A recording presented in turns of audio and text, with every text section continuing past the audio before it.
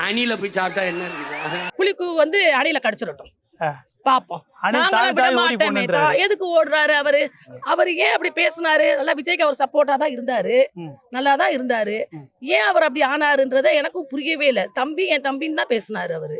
திடீர்னு பல்ட்டி அடிச்சிட்டாரு. ஏன் அவரு பெரியாருன்னு சொல்றாரு, அப்படி பெரியார போட்டதுனால அப்படி பேசிட்டாரு போல. அது ஏன் அப்படி பேசினாரு சீமான்னு எனக்கு புரியலங்க. அவர் என்ன சொல்றாருன்னா டிவிக்குன்றாங்க, அது வந்து டீ விக்கிற மாதிரி அப்படிலாம் ஒரு கேலி கிண்டலோட சொல்றாரு. சரி, இவங்களாம் அணில் கூட்டம் டீ விக்கிறத வந்து அவர் பார்த்துட்டு போகட்டும். அவருக்காக எத்தனை ரசிகர்கள் இருக்காங்க, இன்னைக்கு அவருக்கு உயிரை கொடுக்கறதுக்கு எத்தனை பேர் இருக்காங்க.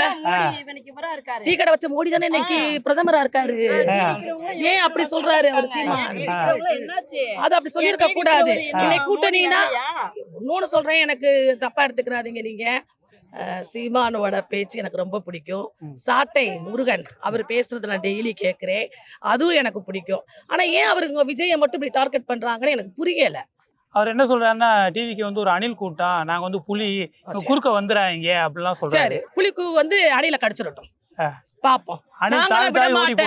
எதுக்கு ஓடுறாரு அவரை தான் பிடிக்க எல்லாரும் இப்ப வலை போட்டுக்கிட்டு இருக்காங்க. விஜயை பிடிக்கதான் வலை போட்டுக்கிட்டு இருக்காங்க எல்லாருமே. யாரும் அவர் ஒண்ணு தாவிலாம் ஓடவே கிடையாது.